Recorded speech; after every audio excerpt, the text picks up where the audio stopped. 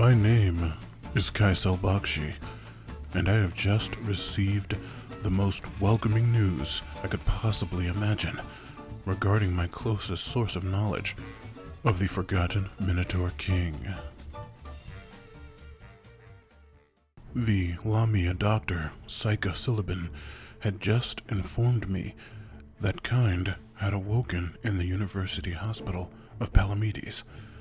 The Minotaur mayor of Goldinerod had been rendered unconscious by the assassin Fugazi Normani more than a few days ago. He had remained in that comatose state while my companions Ahani the half-dwarf and Kycell and Myrink the mouseling made our way to the castle of Mindus to discover information regarding Kind's son, who the assassin had subsequently taken. Finding out he had finally recovered enough to awaken was wonderful. It took almost all of my willpower not to hug Kycell then and there in the dorm. I then inquired to her if it would be possible for us to visit him tonight. I'm sorry, but he still needs his rest, and he awoke in a rather violent state, so sedatives were needed to relax him. But I don't see why you couldn't tomorrow, assuming your duties in the castle do not keep you busy. That was right. Lord Carnager, my superior at the library, had tasked me to go into town and retrieve tomes and documents for the castle's scant library collection. I reached into my satchel and produced the writ Carnager had handed me this afternoon. I turned to Myrink, and a look of understanding spread across her face. She had been tasked by the Royal Guard to escort me into town, and the Palamedes University was on the list of locations I was tasked with mustering for knowledge. Ahani, once again, loudly groaned in frustration. She was certain she wouldn't be able to aid us, and documenting our journey was the entire purpose of coming along in the first place. Estelise, the wolf and Rougarou, Dr. Sylvan's nurse and roommate, went over to comfort Ahani, while Myrink and I, now mildly dolorous, went about organizing our plans for the next day.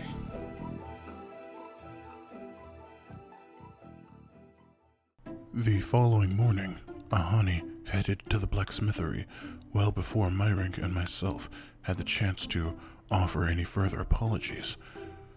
We held back before entering the castle gates, as we witnessed Chinook, my co-worker, strolling towards the library in the company of the Rakshasa prince, Jadenistan Rajal Assad. The prince's recent presence in the town was concerning. In his previous incarnation, over a decade ago, he attempted to kill Kind and Krunturg, my titular Minotaur king, but failed, and was killed in the ensuing battle. If Kind was truly back on his feet, would events play out the same once again? I turned to Myrink to explain my concern, as well as the events I had read up on from Jadenistan's journal.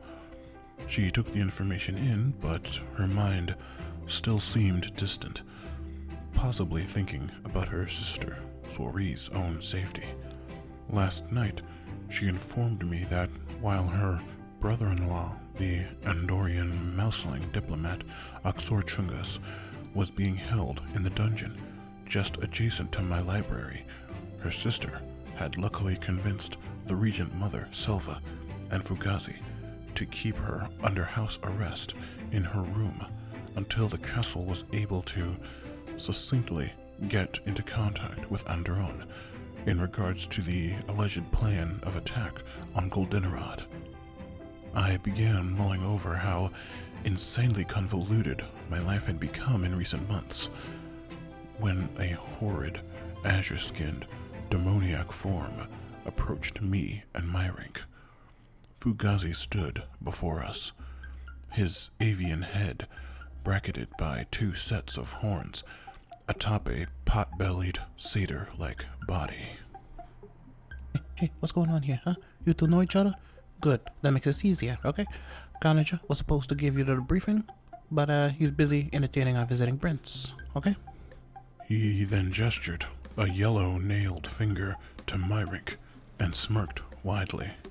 I should not tell you, Odegra, okay? But there is some small rumbling of trouble at a Scalamandri port to the west, okay?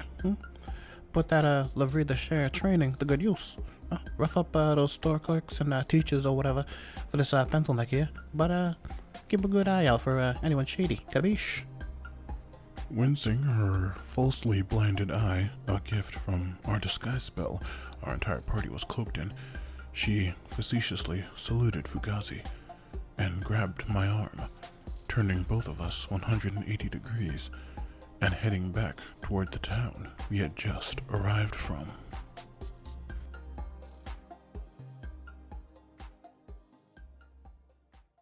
For a moment, I wondered if it would be best if we tried to hit any messenger or crier posts for written works to collect before heading to our obvious and most pressing goal, the university hospital Kind was recovering in. But Myrink wasted no time clarifying the situation. I must tell Kind about his son and the babysitter Perna. Every moment he's left not knowing must be years of pain. I agreed. Also, mulling over the neglected skeletal army Kind left unattended for the past few days, and the opportunity to follow up on Kind and Krunturg's adventures from the very source. We made our way through the town. I jotted down possible spots to inquire into after we attended Kind at the university. Small shops likely to offer reading materials, and a surprisingly bustling mail service. Eventually, we found ourselves once again at the steps of the medical department of the Palamedes University. Going through the pallid marble hallways, past numerous exam rooms and teaching seminars in progress, we eventually found our way to where Silicon had left Kind, as to not raise suspicions of her teachers, who may, at this point, be in the employ of the Rajal Assad.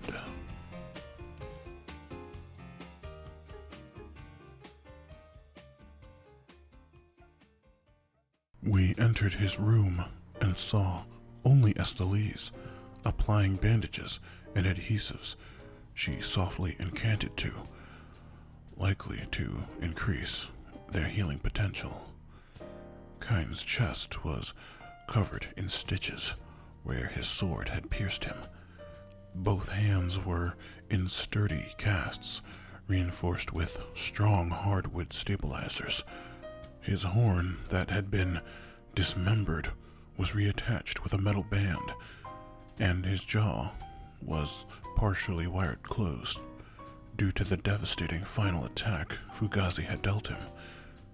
He let out low rumbles and was completely inaudible due to his wiring, but upon seeing us arrive, he began to jostle his restraints. Estelise quickly put hands upon his chest and mumbled something that seemed to relax his muscles. You want be quick, Scene? He no stay to be talking with you. She looked at Myrink and myself with the light contempt we had grown accustomed receiving from her these past few days. We approached slowly, reminding her Silicon said we could talk with him. Also, we were here on official castle business.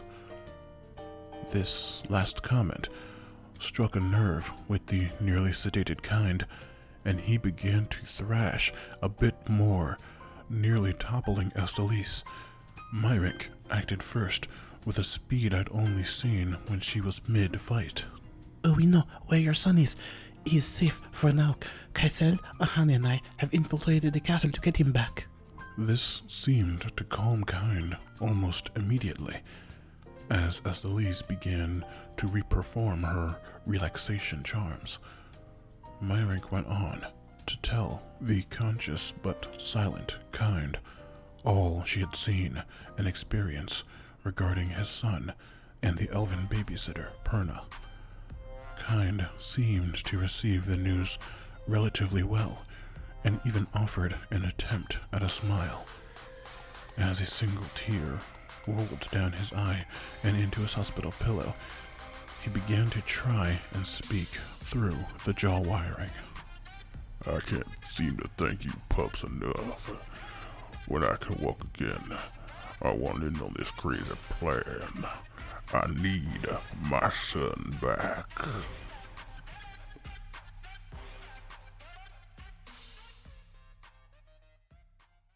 Myrink and I both placed a comforting hand to his chest in acknowledgement. Now, Estelise seemed to be preparing to shoo us away. I finally piped up and opened the decree Carnager had left me. I explained our other purpose here, to acquire all of the university's tomes, texts, and guidebooks. I handed the paper to Myrink, and with a knowing glance, asked her to begin without me, and take Estelise to find the proper book depositories. She seemed to take the hint, and, as she had done with me earlier that day, snagged Estelise by the forearm, and turned her toward the hall to act as her escort. I turned to Kind and asked if he was truly okay. That freak bastard broke nearly every bone in my body. I'm gonna tear him apart next time I get the chance. This seemed like the best time to inform him on all that I myself had learned in my time at the castle.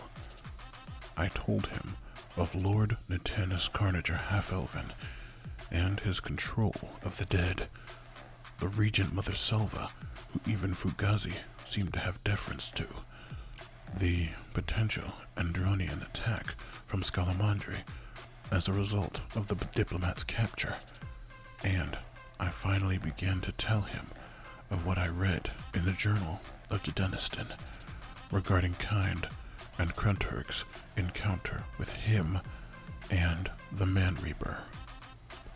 Kind got the wistful look in his eye that always crossed his face whenever he told me of his and Krunturg's time together.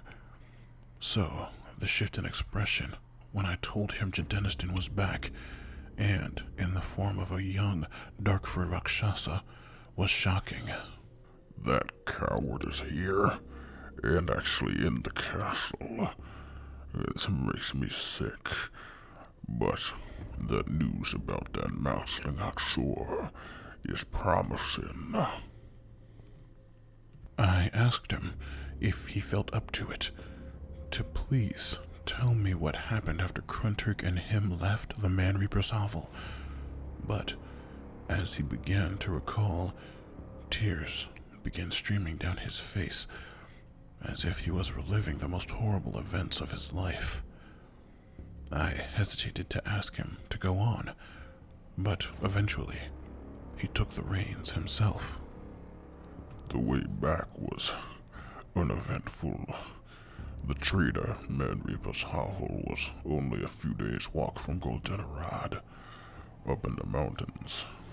But that was 2 days' hack, and that 2 days was all the time in the world those cat bastards the Rajal Assad needed. He then tried to hoist himself up the best he could without the use of his arms, and continued. We arrived in town and noticed things were a lot more quiet than we had left it. The occasional human or elf poking their head out from the blinds in fear, but not a fellow Minotaur in sight. Then we approached the castle gates, and at the top of the gates hung my father's decapitated head.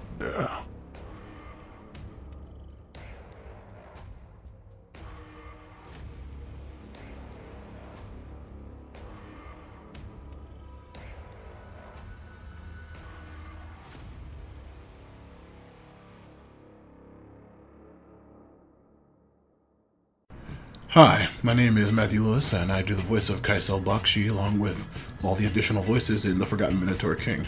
I hope you enjoy the podcast and continue to listen into the future. If you want to support my content, please donate to my Patreon, Matthew Lewis Podcasts. Subscribe to my YouTube channel, Matthew Lewis Podcasts, all one word. Follow me on Twitter at Matthew Lewis P. Or leave a positive maximum star review on your podcast app of choice. If you found this podcast, I assume you're familiar enough with the genre to know how important reviews are to the survival of a channel. And I hope you recommend this to your friends. Or if you didn't like it, you could recommend it to your enemies, and I'll teach them a lesson. Keep it sleazy, folks, and thank you.